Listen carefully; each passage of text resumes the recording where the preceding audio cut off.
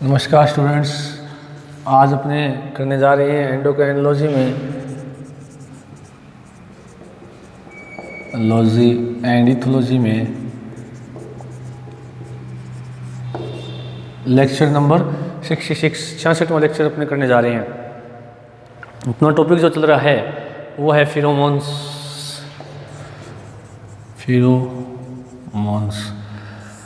देखिएगा, अभी तक अपने जो पढ़ा है फिरोमोन्स के बारे में, उसकी संरचना पढ़ी है, कैसे फिरोमोन्स होते हैं, कैसे अपना कार्य करते हैं।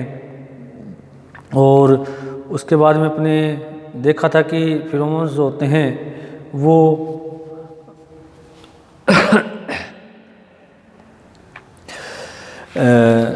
किस प्रकार से एक्शन करते हैं अपना, तो वो बताया था ओल्फैक्शन द्वारा, इंजेक्शन द्वारा और एब्जॉर्प्शन यानी कि अवशोषण द्वारा, 3 तरह से अपना कार्य करते हैं।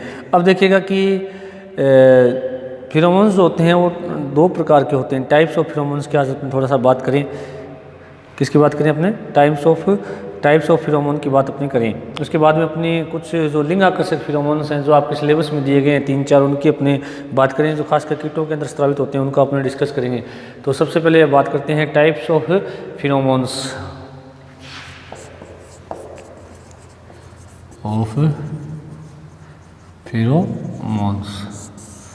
टाइप्स ऑफ फिरोमोन की बात करें तो इसमें 2 प्रकार के फिरोमोन्स होते हैं। पहला फिरोमोन होता है वो है मोचक फिरोमोन और दूसरा होता है प्रारंभक फिरोमोन।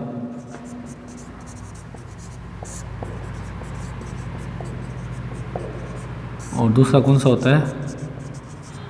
प्रारंभक फिरोमोन। इसको इंग्लिश में कहा जाता है, मोचक फिरोमोन को रिलीजर फिरोमोन कहा जाता है, और जो प्रारंभक फिरोमोन होता है इसको इनिशिएटर या प्राइमर फिरोमोन कहा जाता है। इसको रिलीजर फिरोमोन और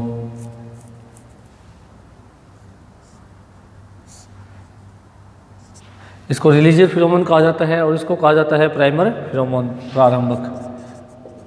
प्राइमर फिरोमोन। अपने दोनों की बात करेंगे तो ये 2 प्रकार के फिरोमोन होते हैं, मोचक फिरोमोन और प्रारंभक फिरोमोन। अब देखिएगा कि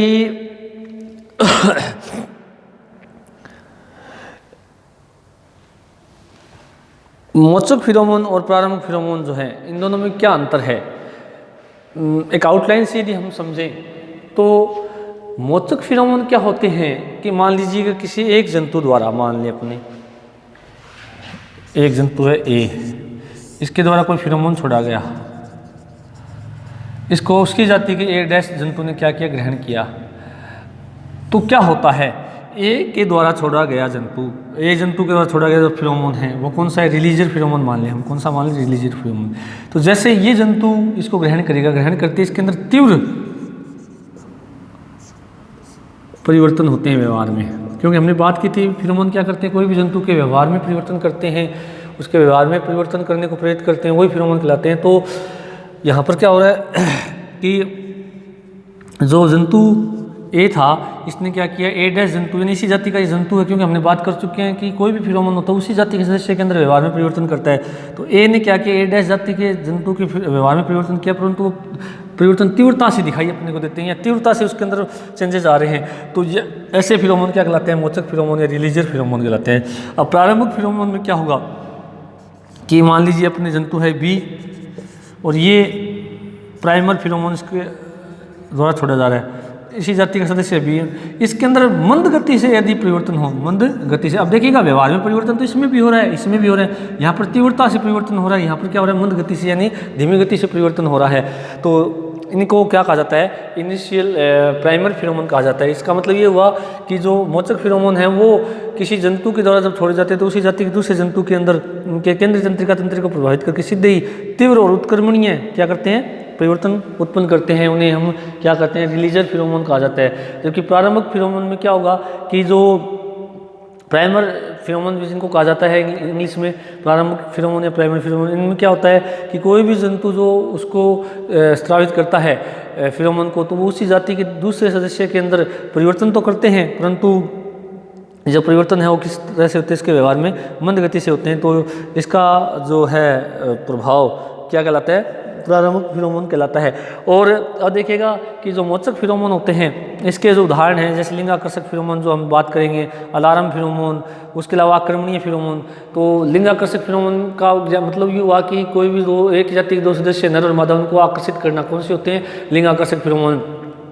सचेतक फिरोमोन कौन से होते हैं कि अपनी जाति के दूसरे सदस्यों को किसी भी शत्रु से बचाने के लिए जो फिरोमोन स्रावित होते हैं उन्हें सचेतक या अलार्म फिरोमोन कहा जाता है। और तीसरे फिरोमोन जो होते हैं आक्रमणीय फिरोमोन। आक्रमणीय फिरोमोन जो कि आक्रमण जब किया जाता है किसी परभक्षी के ऊपर, तो जब स्रावित किए जाने वाले फिरोमोन आक्रमणीय फिरोमोन कहलाते हैं। तो ये तीनों ही फिरोमोन किसके एग्जाम्पल होते हैं? मोचक फिरोमोन, क्योंकि इसके अंदर ग्राही जंतु के द्वारा केंद्र तंत्रिका तंत्र से इनको ग्रहण करके उनके अंदर तीव्रता से और उत्क्रमणीय क्या होते हैं? परिवर्तन होते हैं, तो वो क्या कहलाते हैं? मोचक फिरोमोन। प्रारंभिक फिरोमोन जो होते हैं इनका एग्जाम्पल जो अपने बात करें रानू मधुमक्खियों द्वारा आपने बात की थी, जो कि रानी पदार्थ छोड़ा जाता है, तो वो क्या करता है कि हमने बात की थी कि जो अन्य मादाएं होती हैं उनके अंडाशय के परिवर्तन को रोक देता है, जिससे उनको हम कह सकते हैं कि एक छत्ते के अंदर श्रमिक मधुमक्खियों का निर्माण होता है। तो वो एग्जाम्पल हम पढ़ के आए थे जिसका वैज्ञानिक नाम था नोकिटोडेसिनोइक अम्ल जो था। और उसके अलावा टिड्डों के द्वारा जो स्रावित फिरोमोन्स होते हैं वो भी इसका क्या होते हैं? एग्जाम्पल होते हैं। तो ये सारे किसके एग्जाम्पल है? प्रारंभिक फिरोमोन का। तो अपने उसका थोड़ा सा विस्तार से लिख कर देखें अपने। तो सबसे पहला कौन सा होता है? मोचक फिरोमोन।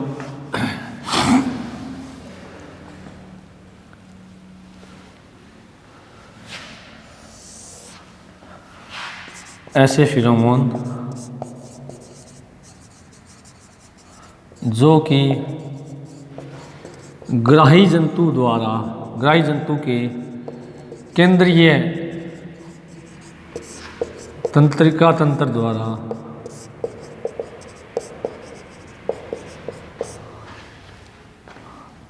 ग्रहण किए जाने के पश्चात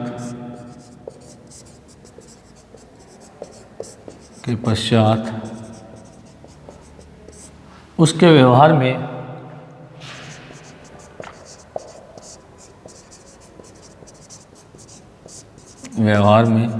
तीव्र व उत्क्रमणीय परिवर्तन करते हैं।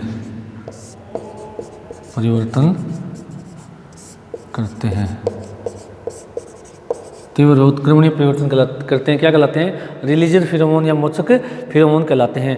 एग्जाम्पल अपनी यदि हम इसकी बात करें, लिंग आकर्षक फिरोमोन जो भी अपने पढ़ेंगे आपके सिलेबस में, लिंग आकर्षक फिरोमोन,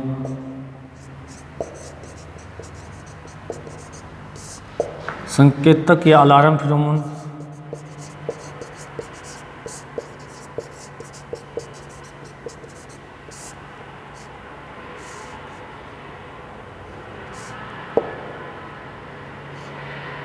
और आक्रमणीय फिरोमोन।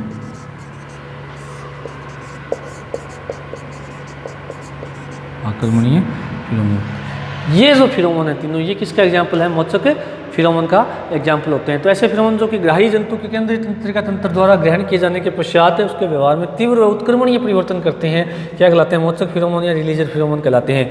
अब ग्राही यहाँ केंद्रीय तंत्रिका तंत्र का मतलब समझ गए होंगे, जो भी ग्राही अंग है जहाँ से फिरोमोन को ग्रहण किया जाता है, वो क्योंकि हमें पता है कि जो भी अपने रिसेप्टर्स होते हैं वो सेंट्रल नर्वस सिस्टम से ही जुड़े होते हैं, तो इसलिए ये अपने शब्द यहाँ पर यूज किया है। दूसरे कौन से हो गए? प्रारंभिक या प्राइमर फिरोमोन।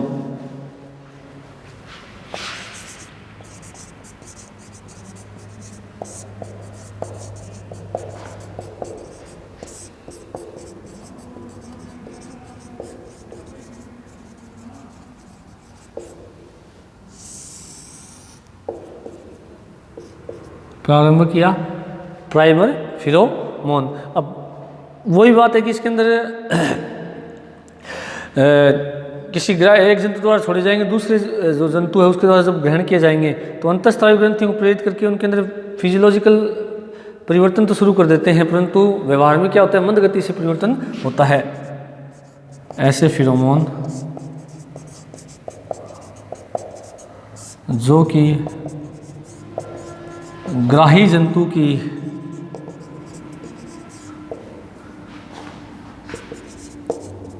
केंद्रीय तंत्रिका तंत्र द्वारा ग्रहण करने के पश्चात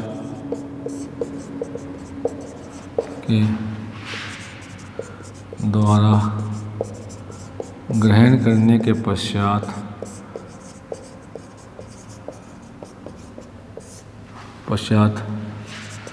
उसकी अंतःस्रावी ग्रंथियों के प्रेरित करके फिजियोलॉजिकल उसकी अंतःस्रावी ग्रंथियों को प्रेरित कर उसमें कार्य किए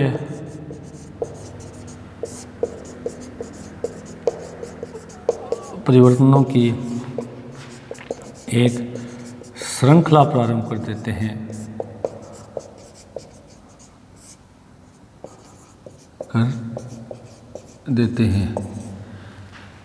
जो कि मंद गति से होता है।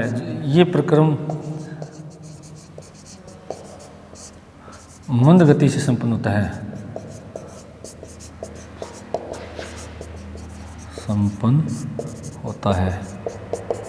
किससे संपन्न होता है? मंद गति से संपन्न होता है। तो ये जो है फिरोमोन्स, ये क्या कहलाते हैं? प्रारंभिक फिरोमोन कहलाते हैं। और एग्जाम्पल है टिड्डों के द्वारा स्रावित फिरोमोन है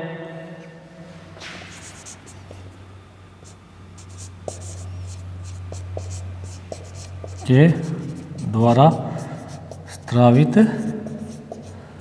फिरोमोन और रानी मधुमक्खी द्वारा स्रावित रानी पदार्थ।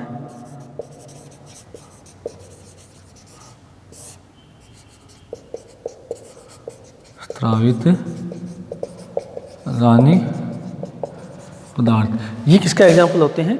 ये दोनों ही किसका है? प्रारंभिक फिरोमोन, प्राइमरी फिरोमोन का है। तो जो ग्राही जंतु के केंद्रीय तंत्रिका तंत्र के द्वारा ग्रहण करने के पश्चात उसकी अंतःस्रावी ग्रंथियों को प्रेरित करते हैं और उसमें कार्य की परिवर्तनों की श्रृंखला प्रारंभ कर देते हैं। और ये प्रक्रम मंद गति से संपन्न होता है, इसलिए इसको क्या कहा गया? प्रारंभिक फिरोमोन कहलाते हैं ये।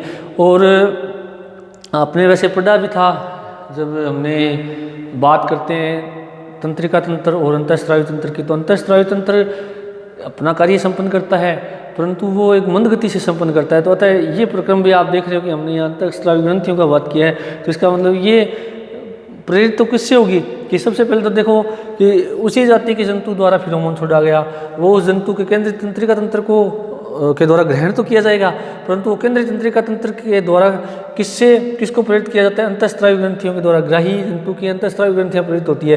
अब अंतःस्रावी ग्रंथियों के द्वारा क्या होगा? हार्मोन्स बनेंगे। हार्मोन जब बनेंगे तो उसके द्वारा उनमें क्या है? कार्य की परिवर्तन की एक श्रृंखला प्रारंभ हो जाती है। और वो श्रृंखला किस गति से संपन्न होती है? मंद गति से संपन्न होती है, क्योंकि हार्मोन बनेंगे, अपना काम करेंगे, इसमें सब वक्त लगेगा।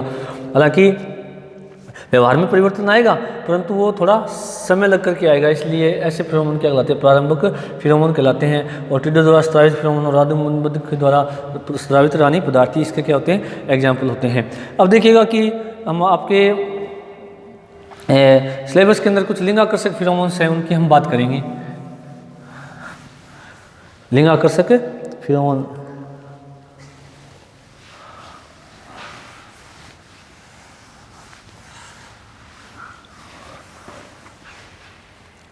sex attracted pheromones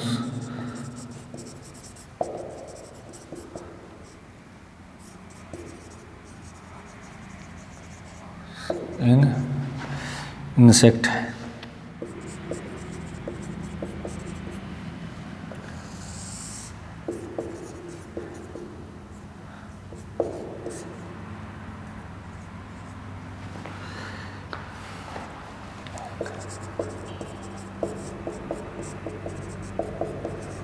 कर्षक फिरोमोन कीटों के लिंग आकर्षक फिरोमोन, इनकी अपने बात करेंगे। तो अब देखिएगा लिंग आकर्षक की यदि हम बात करें तो इसमें क्या होता है कि सबसे पहली बात तो लिंग आकर्षक से आप समझ में आ रहा होगा आपको क्लियर नाम से ही कि ऐसे फिरोमोन जो कि एक जंतु द्वारा स्रावित किए जाते हैं और उसी जाति के विपरीत लिंगी जो उसका साथी होता है उसको आकर्षित करते हैं उसकी ओर, तो वो फिरोमोन क्या कहलाते हैं, लिंग आकर्षक कहलाते हैं। यानी कि जब लिंग आकर्षक फिरोमोन स्रावित होता है नर के द्वारा मान लें अपने, तो वो मादा को आकर्षित करेगा, और मादा के द्वारा अगर स्रावित होगा तो वो किसको आकर्षित करेगा, नर को आकर्षित करेगा। यानी विपरीत लिंगी साथी एक दूसरे की तरफ आकर्षित होंगे, और किसके लिए, मैथुन क्रिया के लिए, या यूँ कह सकते हैं जनन क्रिया के लिए क्या होंगे, वो आकर्षित होंगे। तो वो फिरोमोन्स क्या कहलाते हैं, सेक्स अट्रैक्टेड फिरोमोन्स। खासकर इनका प्रभाव जो है वो किसमें देखा गया है, कीटों के अंदर अधिक देखा गया, हालांकि इनका स्तनधारियों के अंदर भी देखा गया है, परंतु क्या है कि कीटों के अंदर इसका अध्ययन सर्वाधिक किया गया, इसलिए अपने कीटों के संदर्भ में इनको यहाँ पर देखेंगे। अब देखिएगा इसके अंदर अपने जॉन हेनरी फेबर का जो प्रयोग है वो देख के आए थे कि जॉन हेनरी फेबर जो था उसने क्या किया कि आपको बताया भी था 2 जार लिए थे, वो एक लिंग आकर्षक फिरोमोन का बहुत अच्छा एग्जाम्पल था। तो उसने देखा कि 2 जार लिए, तो पहले जार के अंदर क्या किया, जो जार था कांच का था उसको अंदर एक कीट ले लिया, उसके अंदर क्या ले लिया, एक कीट ले लिया, फीमेल मोथ या फीमेल इंसेक्ट उसके अंदर ले लिया, और दूसरे जार के अंदर भी एक फीमेल इंसेक्ट ले लिया। तो उसने देखा कि दोनों जार के ऊपर, मतलब दोनों जार को उसने क्या किया, पहला जो जार था उसको तो उसने क्या किया, कांच के पट्टिका से ढक दिया एकदम, और दूसरे जार को उसने क्या किया कि एक जालीदार कपड़े से ढक दिया। तो कुछ समय बाद उन दोनों जारों को उसने खुले स्थान पर रख दिया। रखने के बाद में कुछ घंटे बाद उसने देखा कि दोनों जारों में से जिस जार के ऊपर जालीदार कपड़ा लगा हुआ था, उस जालीदार कपड़े वाले जार के चारों तरफ कुछ नर इंसेक्ट यानी मेल इंसेक्ट मौजूद थे, यानी नर कीट वहाँ पर मौजूद थे, जबकि जिसके ऊपर कांच की पट्टी लगाई हुई थी वहाँ पर कोई भी नर मौजूद नहीं था। इसका मतलब क्या हुआ कि पहली बात तो उसने ये सिद्ध की कि जो जालीदार कपड़े वाला जार था उसमें से मादा ने क्या किया, अंदर से ही फिरोमोन स्रावित किए, वो फिरोमोन्स ने उसी जाति के नर को आकर्षित किया और वो उसकी ओर आकर्षित होकर आ गए। परंतु जिसके प्रकाश की पट्टिका लगी थी, फिरोमोन तो उसने भी स्रावित किया, परंतु वो फिरोमोन हवा के अंदर नहीं आ सके, यानी वो उस जार के अंदर रह गए। इसलिए क्या हुआ कि अंदर रहने के कारण जो है वो नर को, क्योंकि वो फिरोमोन कांच के पट्टिका ढके होने के कारण अंदर ही रह गए, और अंदर रहने के कारण क्या हुआ कि उसी जाति के नर कीट को आकर्षित नहीं कर पाए। तो पहला प्रयोग उसने ये किया। दूसरा प्रयोग में उसने ये बताया जॉन हेनरी फेबर ने कि यदि पहले प्रयोग से ये सिद्ध हो गया कि वास्तव में मादा ने फिरोमोन स्रावित किया, इसलिए उसी जाति के जो नर कीट हैं उसकी ओर आकर्षित हो गए। दूसरे प्रयोग में उसने क्या किया कि एक नर कीट को उसने 11 किलोमीटर के लगभग दूर छोड़ दिया, और फिर जालीदार कपड़ा लगा करके उसी तरह के मादा को उसके अंदर रख दिया, और जो कीट उसने लिया था 11 किलोमीटर दूर छोड़ा, उसको उसने एक प्रकार से उसके ऊपर कोई उसके यूँ कह सकते हैं कि संकेत लगा दिया, उसके ऊपर किसी प्रकार का संकेत लगा दिया। तो उसने देखा कि कुछ घंटे बाद में वो कीट, नर कीट वहाँ से 11 किलोमीटर दूर से उड़ करके वो उस जार जिसके ऊपर जाली लगा हुआ था, जिसके अंदर मादा थी, वहाँ तक वो पहुँच जाता है। तो इसका मतलब क्या हुआ कि फिरोमोन्स स्रावित होते हैं कीटों के अंदर, और दूसरी बात ये विपरीत लिंगी साथी को भी आकर्षित करते हैं, जो कि जनन क्रिया के लिए सहायता प्रदान करते हैं।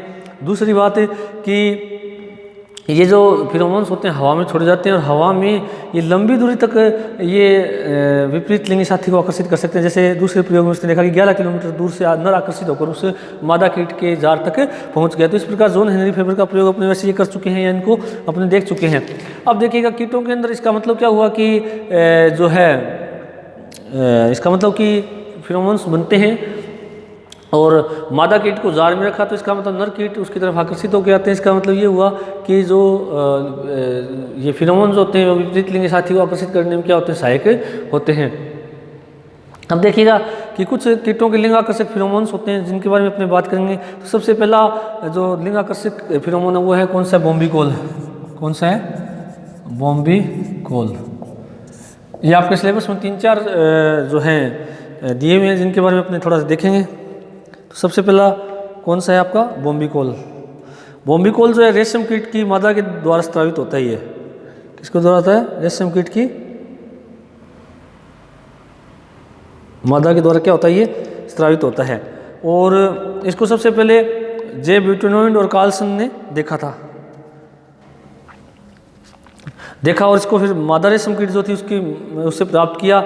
और इसकी इस फिरोमोन की जो तीव्रता है वो बहुत अधिक होती है, नर को 10 किलोमीटर से भी क्या कर सकता है, आकर्षित कर सकता है। और इसमें 12 मिलीग्राम जो बॉम्बिकोल का होता है उसको एस्टर के रूप में प्राप्त करके 2,50,000 मादा को क्या किया है, उसको प्राप्त किया। कितने मिलीग्राम को? 12 मिलीग्राम जो बॉम्बिकोल जो फिनोमेन है उसको प्राप्त करने के लिए कितनी मादाएं चाहिए? 2,50,000। यानी इसका मतलब ये हुआ कि देखिएगा कि फिनोमेन्स हैं वो बहुत कम मात्रा में बनते हैं। क्या बनते हैं? बहुत कम मात्रा में बनते हैं। तो सबसे पहले हम बात करें जे ब्यूटेनॉइड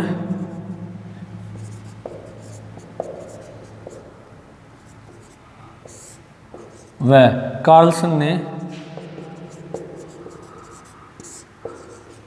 इसे मादा रेशम कीट की देह से प्राप्त किया।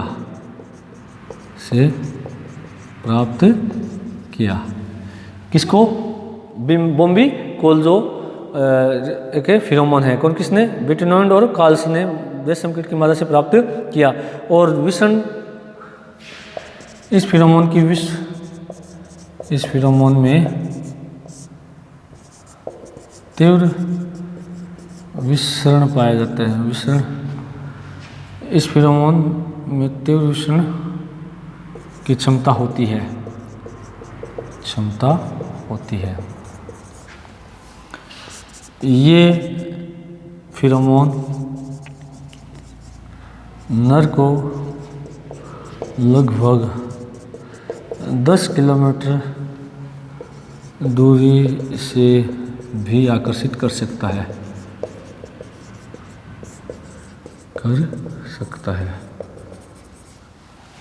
और 12 मिलीग्राम बॉम्बिकोल को एस्टर के रूप में 2,50,000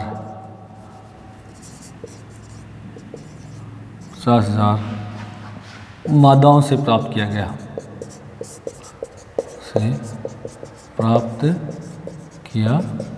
गया।